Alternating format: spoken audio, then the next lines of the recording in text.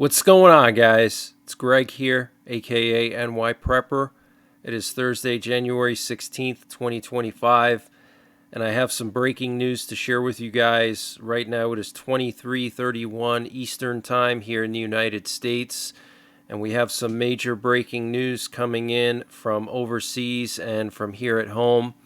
Want to just quickly show you guys what we have going on tonight.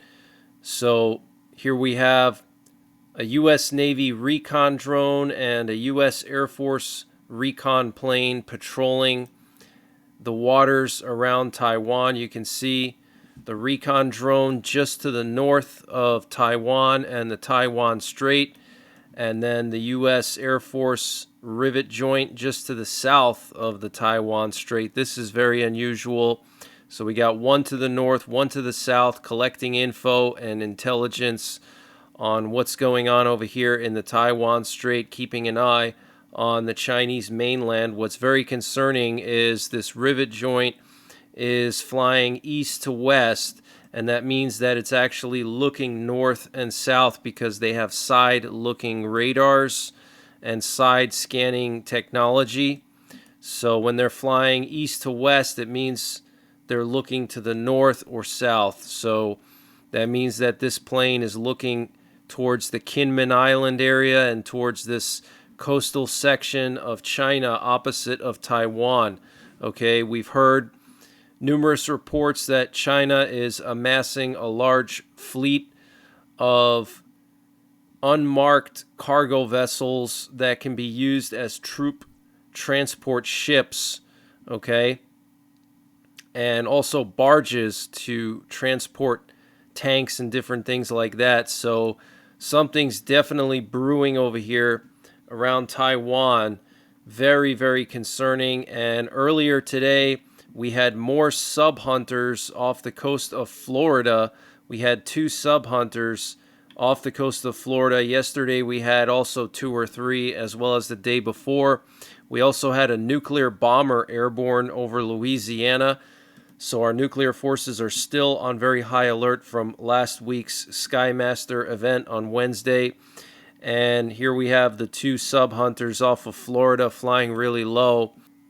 And Russian President Vladimir Putin signed a decree today calling up reserves to go to military training this year. So let me just read to you the translation. To call up in 2025 citizens of the Russian Federation who are in the reserve to undergo military training in the armed forces of the Russian Federation, the troops of the National Guard of the Russian Federation, the rescue military formations of the Ministry of the Russian Federation for Civil Defense and Emergencies and Elimination of Consequences of Natural Disasters, state security agencies, and federal security service agencies. Okay, so Russia calling up reserves into training into the National Guard, the regular military, and civil defense. Okay, that is very concerning that they're calling up reserves into the civil defense ministry. Okay, that is absolutely insane. And here we have some video footage coming out of Ukraine showing the border of Ukraine and Belarus.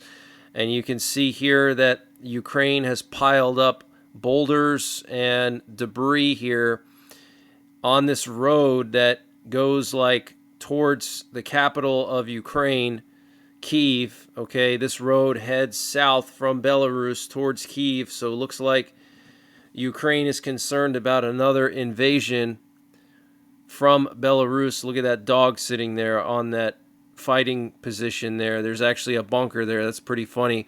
But this is very concerning, guys, and we know that Belarus and Russia recently did some staff-level exercises, okay? So the Belarusian generals and the Russian generals did some exercises in Belarus, okay?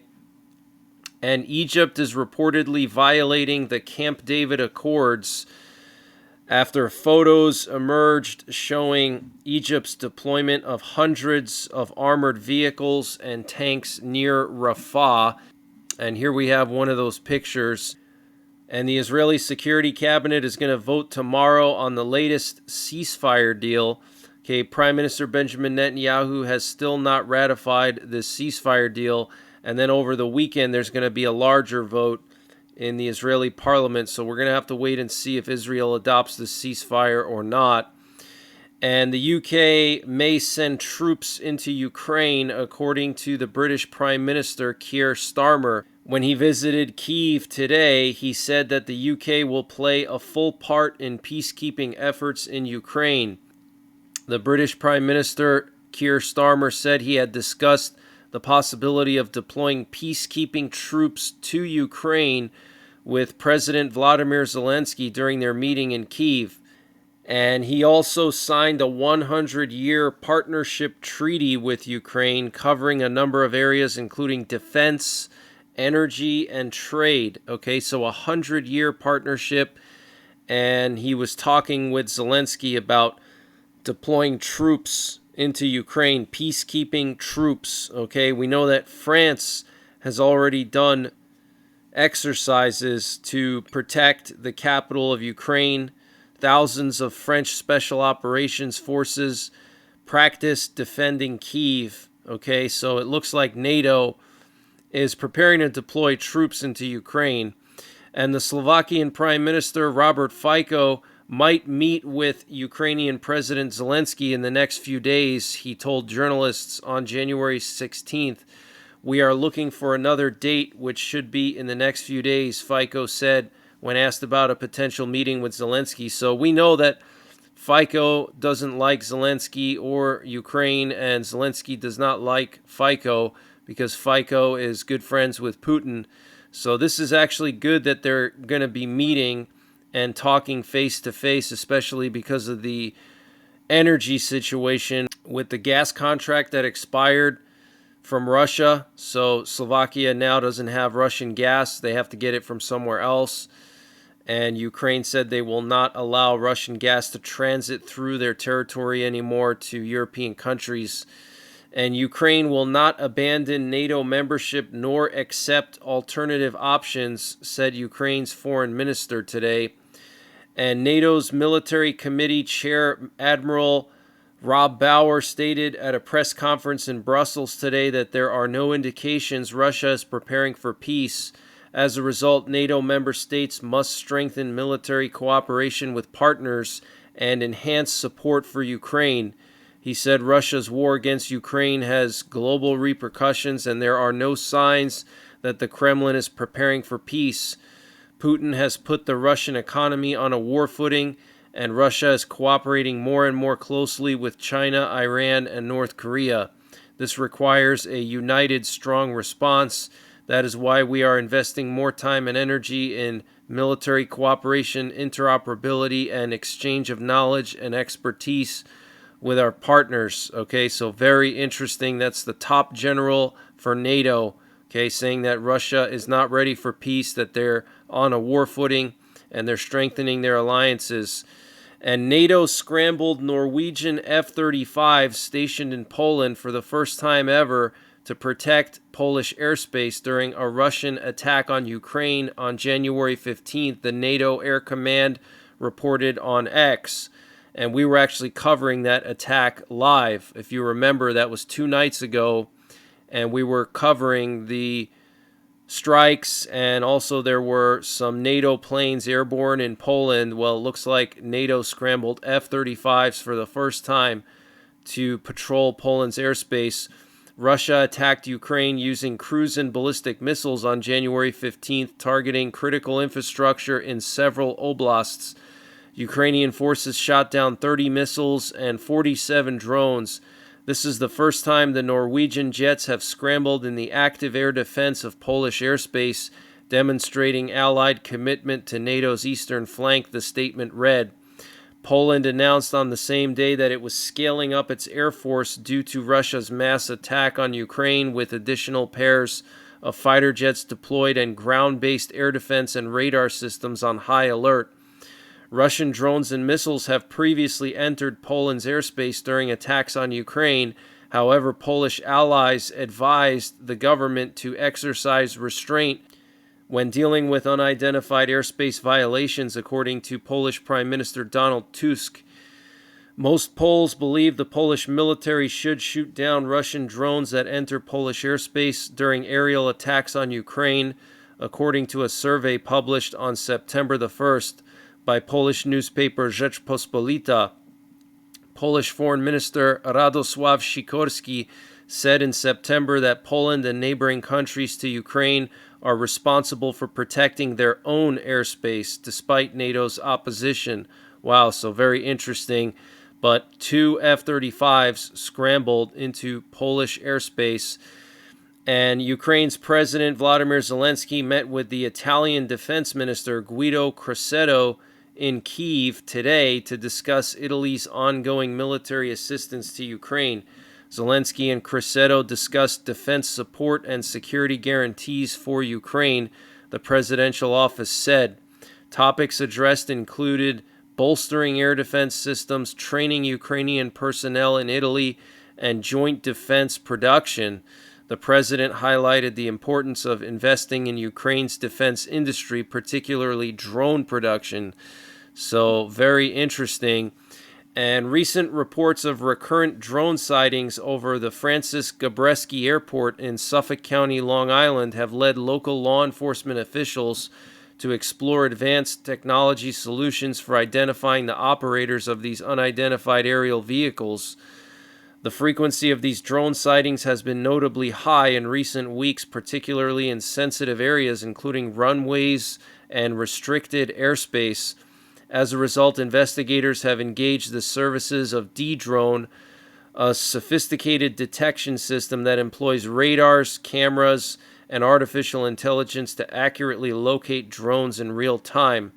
Additionally, it is important to note that the airport is also the base for the 106th Rescue Wing of the New York Air National Guard, which has heightened the urgency of addressing these sightings. Wow, so an airport in Suffolk County, Long Island, having all these drone sightings, and now local law enforcement has purchased some kind of very advanced anti-drone system. And Chinese hackers accessed Janet Yellen's computer in the U.S. Treasury breach last month, according to Bloomberg. Wow. And Biden has privately discussed the idea of pardoning Trump, according to NBC News, citing a source. And China's Vice President Han Zhang is going to be attending Trump's inauguration on Monday. And New York City Mayor Eric Adams is heading to Mar-a-Lago for a meeting with Trump. And here we have some concerning footage coming out of LA. There was a police chase involving a dirt bike gang. Okay, so you have this gang of dirt bikes, and the police were trying to arrest them. Okay, look at this, guys. This is like something out of Escape from LA. I don't know if you guys ever saw that movie. And these are the types of people you're going to have to deal with in an SHTF situation. These are going to be your looters, your marauders, your raiders. Okay, they're going to be riding around on dirt bikes, and they're going to be going house to house, building to building, okay, doing what they want when rule of law is suspended, okay? And here we have some video footage coming out of the Turks and Caicos in the Caribbean showing a massive starship from SpaceX breaking up in the atmosphere and crashing down to Earth. This was the SpaceX Starship. I don't know much about it, but I'm guessing it was some kind of space shuttle, basically, for Elon Musk's space conquest ideas that he has, like going to Mars and colonizing Mars. Well, looks like this blew up in his face, literally, okay? And you got to wonder how dangerous this is for people on the ground, you know, having all this debris crashing down on them. I mean, that is just totally insane. It must be nice to be a powerful, wealthy person. You can do all these things that us peasants cannot do. Okay, you can blow up a massive space shuttle and have all the debris come raining down over populated areas and have nothing happen to you. And we have some kind of a fire at a battery plant in California. This is very suspicious. So this could have been the work of a sleeper cell some kind of a sleeper cell, massive battery plant of some kind, or some kind of power plant. Okay, you can see a stack over here, some kind of a stack. So I don't know if this is a power plant. This was in Moss Landing, California. This is just breaking right now. I haven't had a chance to really look more into it, but it looks like some kind of a energy production facility. Okay, and then here we have some video footage coming out of DC. You can see barricades going up for Trump's inauguration. You can see bulletproof glass. Look at that, guys. So it's going to be very interesting what's going to happen on Monday, if there's any attacks or any kind of craziness going on over there. I'm going to be monitoring the situation closely on Monday, the inauguration. And what's interesting is the federal agencies have warned about the threat of terrorism and violence on Inauguration Day. So get prepared, guys. Anything could happen between now and then also on the day of the inauguration. But I will be back tomorrow with more breaking news. Tune into my 24/7 live stream. I'm always there throughout the day, and you can listen to our nuclear forces in real time as they're transmitting nuclear codes. I have my own radio and a 400-foot antenna, so I have 24/7 reliability. But that's it for now. Take care, God bless, and don't forget the 3 Ps: prepare, practice, and persevere.